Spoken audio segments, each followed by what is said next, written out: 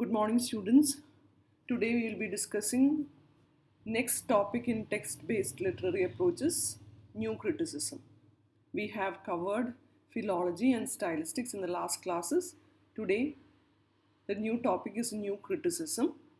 What is new criticism? Before that, we need to know the background, why it emerged. So throughout all these 19th century until 1920s, there was this too much focus, too much concentration on author's history rather than on the text. So it was most of the time a kind of a subjective approach.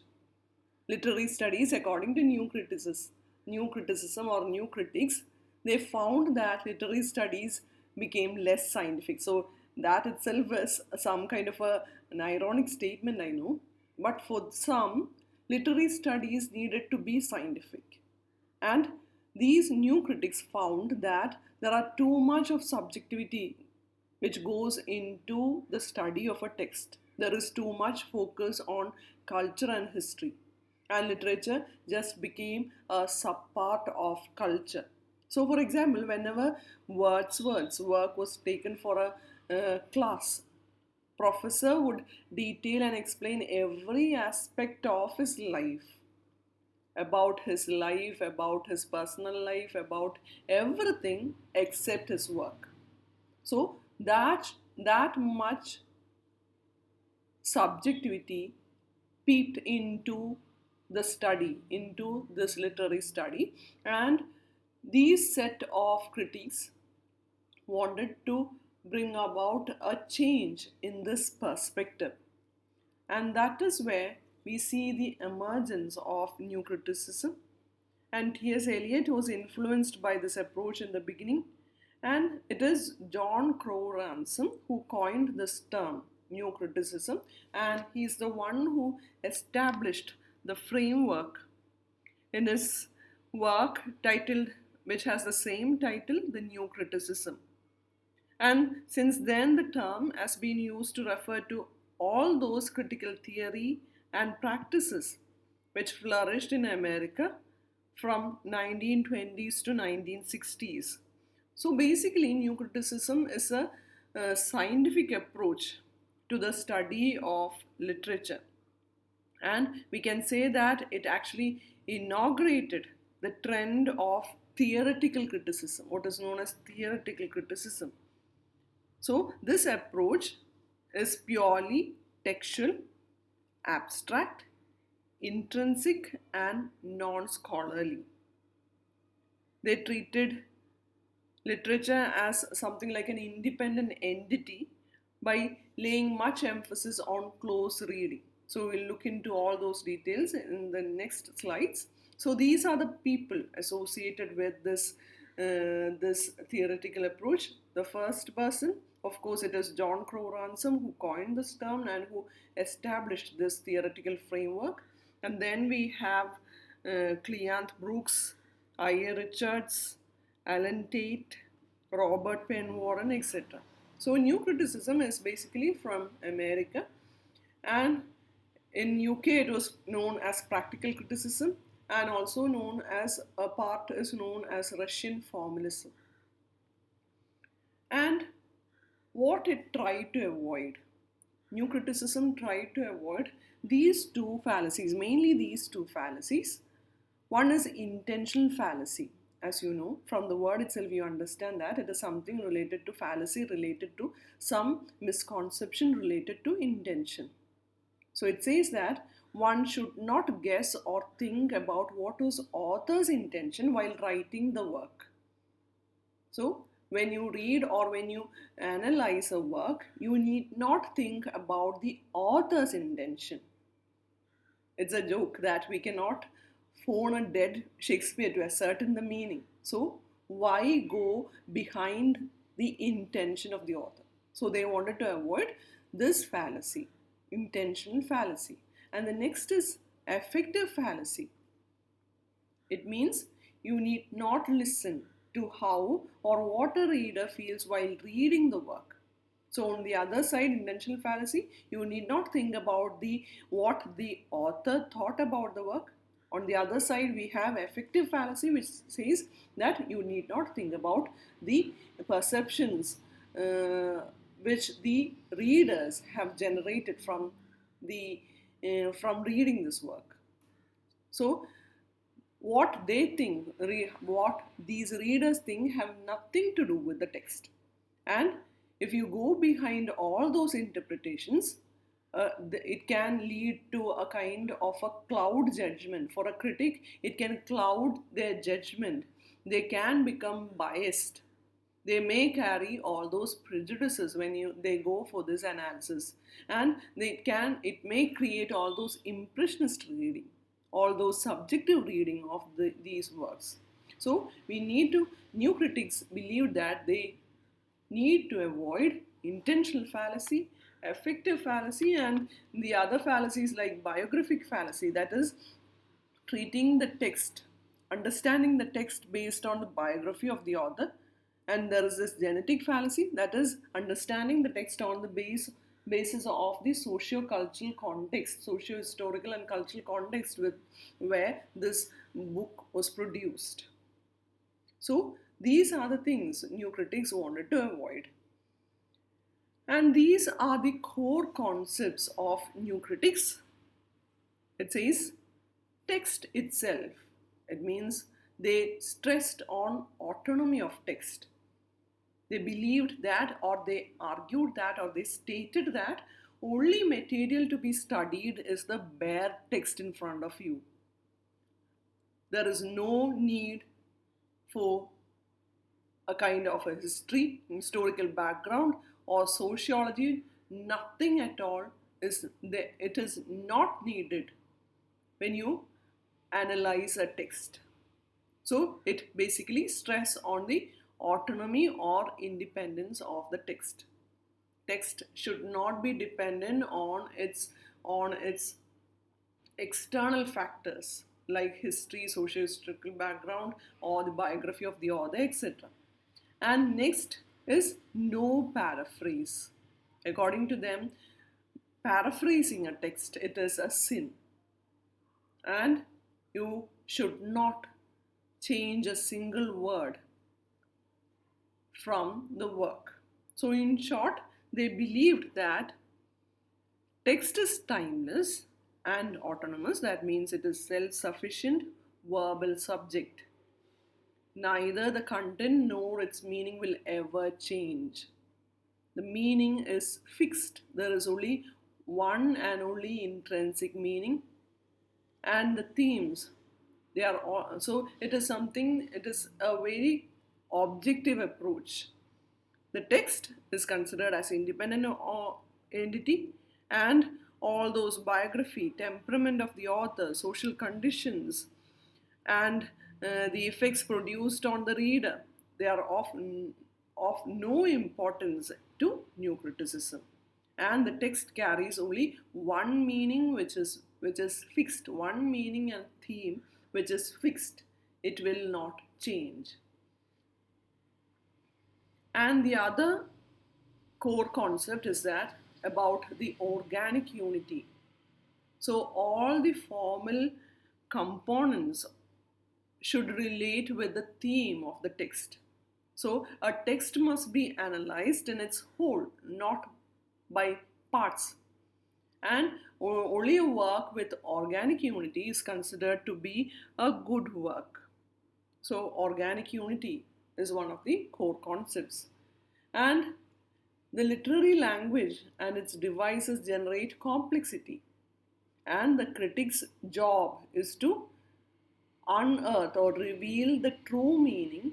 Going through all those complexities, they should come up with the meaning, which is only one and only one meaning beneath it. It is something there in the text, and the critic's job is to bring to the forefront, or to reveal or unravel the true meaning of the text. And they believe that form and content, the form of the text, the formal part of the text and the content is inseparable. They are not separate. They should be together. And according to them, genre division is not important. They acknowledge, new critics acknowledge various divisions of literature or genres, but for them it is not at all a kind of an important factor. There are different types of literature, different genres, they accept that, but it doesn't hold any importance in this approach. So the Aristotelian concepts of plot, character, thought, these are, according to them, they didn't give much importance to these kind of concepts in the analysis of any literary work. And all those linguistic elements like words, images, symbols make up a text, whether it is prose or drama. So whether it is prose or drama, the genre doesn't matter. What matters is all those linguistic elements present in the text, that is words, images, symbols, etc. And they argued that it is through these elements that character and thought are manifested within a text. So the character and thought are manifested through these elements. So they foreground these elements, and they gave no importance to all those concepts like plot, character, etc., action, etc. And the other one is regarding verbal principles. So the principles of new criticism are verbal, that is, it pertains to words. They consider that literature has a language of its own, and they make a clear distinction between language of science and that of literature. And these new critics completely opposed this language of science. And as I said earlier, the organic unity of structure and meaning is given a lot of importance in this approach. Therefore, new critics focus on the analysis of meanings and interactions of words, figures of speech in addition to symbols in a text. So basically, for new critics, a text is verbal, that is pertaining to words, and they focus on these words, figures of speech to generate the meaning of the text, which is only one meaning, which is intrinsic in the text. And the method they use is known as close reading. Please remember that close reading is the method they use, is the method used in this theoretical approach. Close reading, as the word indicates, it is something like a kind of a meticulous and focused interpretation of any text. You analyze each stanza. If it is a poem, you analyze each stanza, line, and its word again and again. So it is a meticulous and uninterrupted interpretation of any text, and it involves comprehensive analysis of a work, giving special attention to its various components. So here, emphasis given to the complete understanding of a word or a passage and its multiple meaning. So you read the text again and again, and you analyze these words, figure of speech, symbols, everything, and it will certainly generate a meaning for them. And when they analyze, these are the things they are trying to identify. They try to identify the literary devices within the text, mainly the element of paradox, irony, ambiguity, and tension. So, when they analyze these literary devices within the text, it is something like they are unraveling the meaning of that text. So, we look at these literary devices. What is a paradox? Paradox, as you know from the word, you know that it is an absurd or contradictory statement which acquires these characteristics only through what is presented externally, but it may be well founded in its meaning. For example, consider this sentence is the beginning of the end. So it is something like a contradictory statement, the beginning of the end. Originally, this word was used to designate a statement which was contradictory to accepted opinion. What is contradictory to accepted opinion was always termed as paradox, and to point out a truth even if the statements contradict each other logically. And when you come to an example from literature, one of the famous example is from Animal Farm, where you say all animals are equal, but some are more equal than others. So that shows that that is a perfect example of paradox. And Cleant Brooks, in his famous work The Well-Wrought Urn, he stated that the language of poetry is essentially the language of paradox. So for new critics, paradox is a kind of a figurative language. To them, all those deviations, all those surprising deviations from commonplace opinions and perceptions could be termed or could be included under this umbrella term paradox. So for them, it is a figurative language. It is something like a literary device in a text which help them to understand the text. Now, second one, as you know, it is irony. You know the meaning. Oxford Dictionary explains irony as an expression of meaning which is often humorous or sarcastic by the use of language of different tendency. So, as you know, this irony, what is irony? Irony is where you see a kind of a sharp difference between meaning expressed and meaning perceived, what you tell and what you mean. And there are different types of irony: verbal irony, non verbal irony, and dramatic irony. So, non verbal irony does not include the use of language, while verbal irony makes use of either spoken or written language. For instance, the speech by Mark Antony, where he starts with this words, Brutus is an honorable man, from Julius Caesar. And from that words, we understand that he doesn't really consider him as an honorable man. So there is this irony, the difference between meaning expressed and meaning perceived. And new critics explain the figurative elements in poetry as irony. And there is this dramatic irony. It is also a type of verbal irony. So this is a literary technique you usually see in drama, where the reader or the audience understand the hidden meanings while characters may not identify.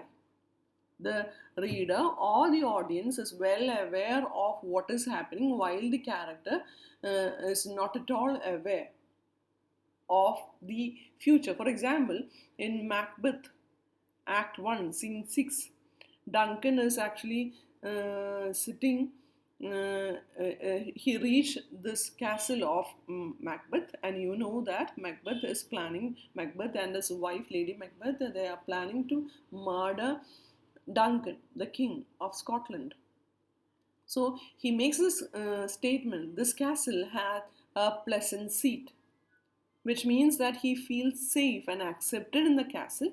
But here the audience is already aware of what is going to happen. The plot these two people have already constructed to murder Duncan that very night. So the word pleasant seat brings about a kind of an irony in that passage. So this is irony. And now there is tension.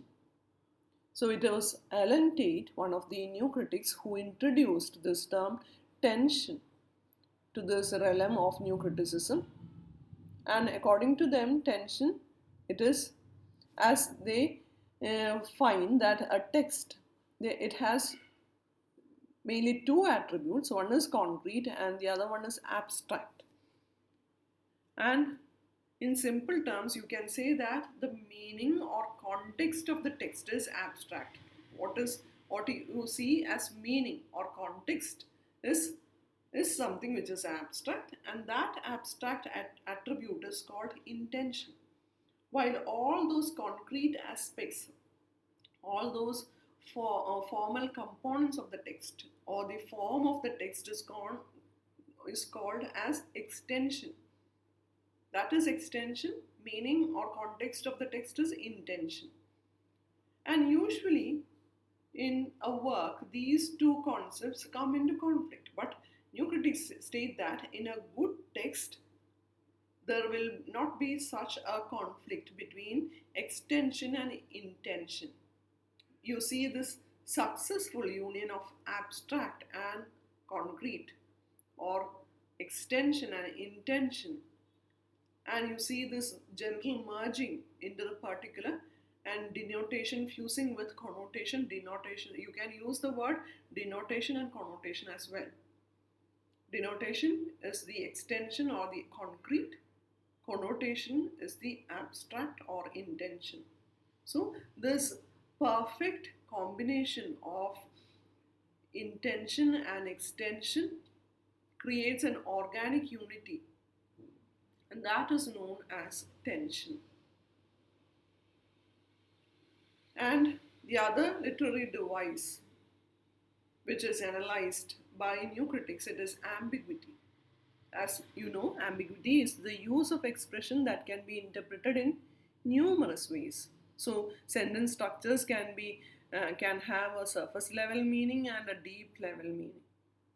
And ambiguous statements are those that have two or more levels of meaning. There are two or more levels of meaning hidden in a single sentence.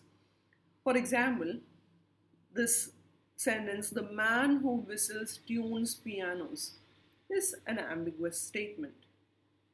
So here there is this local ambiguity which is associated with the word tunes. First, it can mean the man who tunes pianos. Here, tunes is a verb, and we understand that the man does the tuning. And next meaning can be in this, the man who tunes also like to sing. Here, tunes is a noun, and the tunes are being whistled. So that is why it is termed as an ambiguous sentence.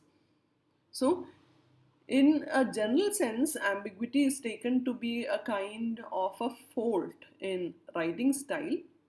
But there are authors and poets who have made use of this device deliberately to convey a hidden meaning and create an effect in the readers. So according to the new critics, ambiguity and multiple meanings are always present in all languages. So we come to the end. What are the contributions of new criticism? It is new criticism which gave direction to disorganized and scattered critical thought, which were most of the time subjective. And after new criticism, we see the emergence of great critical theories like structuralism, and then comes post-structuralism, deconstruction, structuralism and deconstruction, post-structuralism. So new criticism actually served as a bridge to structuralism and other theories. And it is the one which shifted the focus from the author to the text, which is a kind of an important milestone in the development of critical theory. And what are the limitations? Though extensively dominated the British and American academic circle from 30s to 50s, later it lost its glamour to all those new approaches which came later, like new historicism, deconstruction, etc.